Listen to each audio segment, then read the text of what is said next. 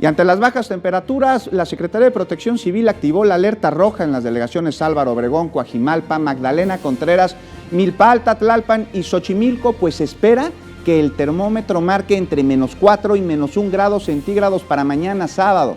En tanto, para las delegaciones Azcapotzalco, Benito Juárez, Coyoacán, Cuauhtémoc, Gustavo Amadero, Iztacalco, Iztapalapa, Miguel Hidalgo, Tláhuac y Venustiano Carranza, ahí se activó la alerta naranja por temperaturas de entre 0 y 3 grados.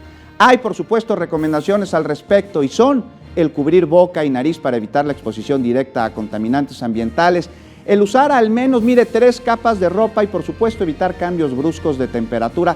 Recuerde que es muy importante vacunarse. Para ello, usted puede acudir a los módulos que están instalados en el metro o en el Metrobús o bien en centros de vacunación. Ahí le aplicarán la dosis contra la influenza.